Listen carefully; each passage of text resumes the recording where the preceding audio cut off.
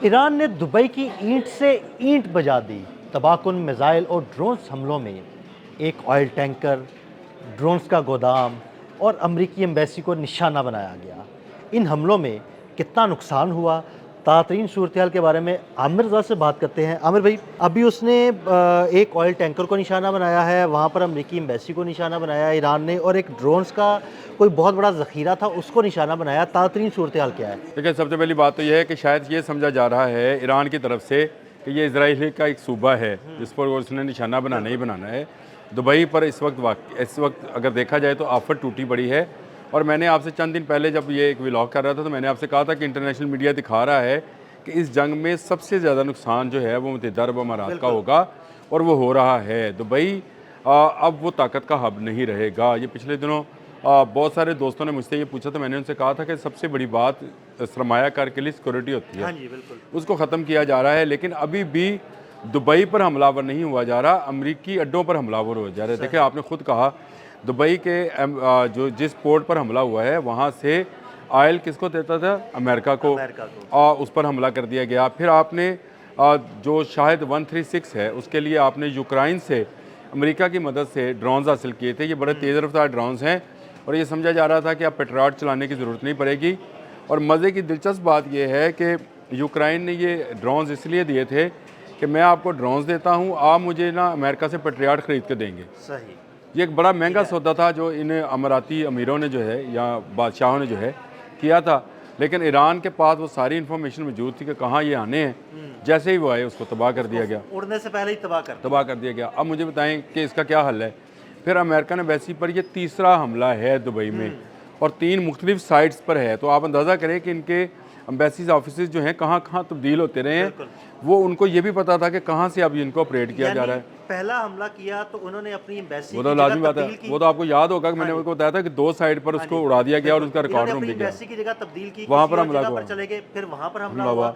अब उसके बाद उन्होंने फिर अपनी एम्बेसी की जगह तब्दील की, तीसरी जगह पर गए, ईरान ने वहाँ पर भी हमला कर दिया। अब ईरान को पूरी इन्फॉर्मेशन है कि कहाँ कहाँ जा रहे हैं। अब ये जहाँ जहाँ जाएंगे वहाँ वहाँ मारे जाएंगे। देखें, वो उसने कहा है कि अपने होटल्स खाली करें, या क्योंकि अगर अमेरिकन वहाँ पर मौजूद हुए तो मैं उस पर हमला कर दूंगा। और ये वो स्टोरी है जो कि इज़राइल के लिए और अमेरिका के लिए बहुत बड़े नुकसान का बायस है। देखें, इज़राइली और अमरीकी बड़ी कंपनीज़ जो हैं, मालियाती कंपनीज़ जो हैं, वो दुबई में कारोबार करती हैं, और ईरान का अगला हदफ यही मालियाती कंपनियां हैं। तो ईरान कह चुका है कि हम बैंकों को निशाना बनाएंगे, उनकी मालियाती कंपनियों को निशाना बनाएंगे और उनकी आईटी को निशाना बनाएंगे। देखें, इनका गूगल और वो जिसके हेड ऑफिस जहाँ पर हैं दुबई के अंदर, वो उसको निशाना बनाया जाएगा। और मुझे लगता यह है कि शायद आईसीसी का दफ्तर भी शिफ्ट कर दिया जाएगा। ये वैसे ही बरसबीले तज़किरा अगर जहन में आया है। जेशा बैठा हुआ है वहाँ पे, जब जेशा बैठा हो तब निशाना बनाए, और निशाना बनाए, ईरान बना दे, मुझे इससे कोई इतराज़ नहीं है। लेकिन दुबई इस वक्त उनकी हिट लिस्ट पर मौजूद है,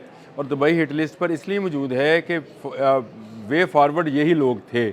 अब देखें, मैंने आपको एक खबर दी थी कि 600 यहूदी जो हैं यहाँ से एकदम से फ्लाई किए थे, भाग गए हैं, और यहाँ पर अमेरिका के बहुत सारे मफादात मौजूद थे।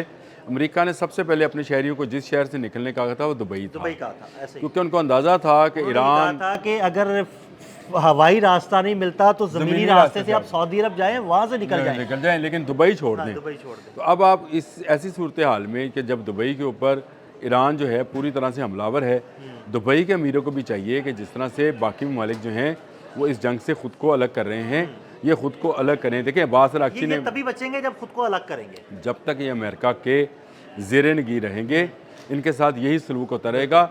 ये आज जंग बंद हो जाए पाकिस्तान की कोशिशों से, चीन की जामनी से और सालिसी से, ये आज बंद हो जाए, कल बंद हो जाए, ये इसने इस वीक में बंद होना है, चले मान लिया।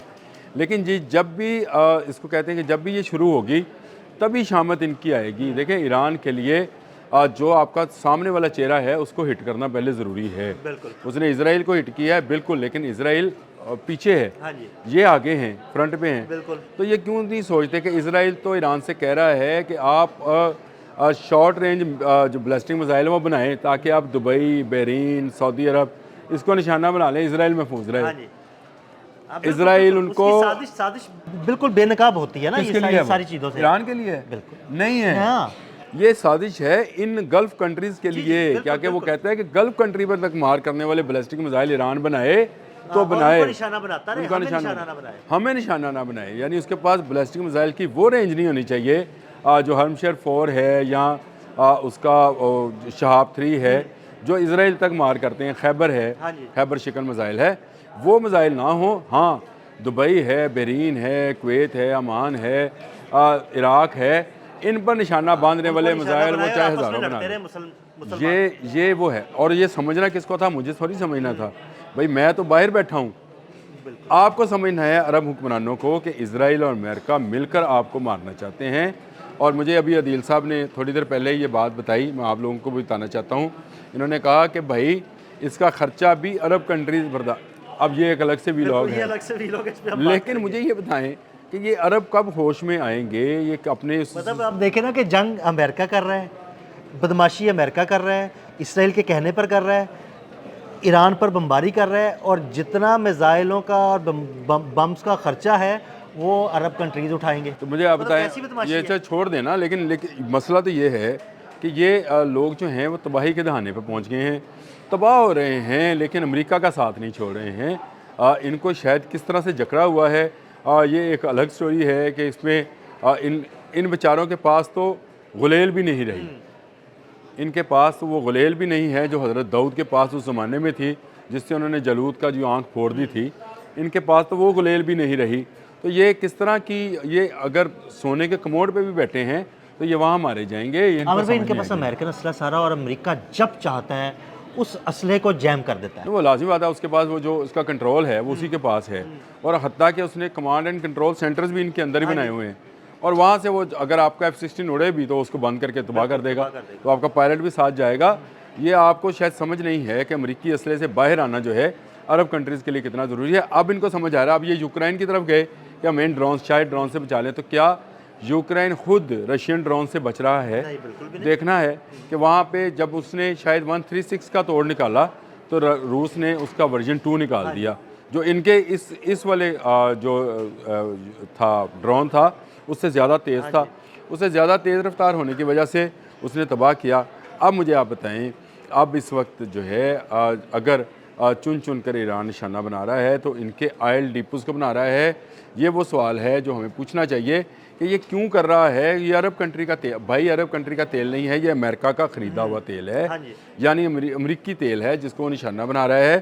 کل 2000 پاؤنڈ وزنی بام B-2 سے گرایا ہے اس نے ایران کی ایک آئل اس پر تنصیبات پر اور اس کے ڈیپو پر.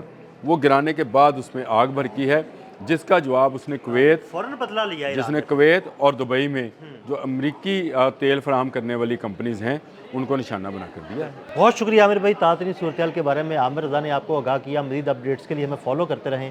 عدیل احمد اور عامر رضا کو اجازت دیجیے گا. اللہ حافظ.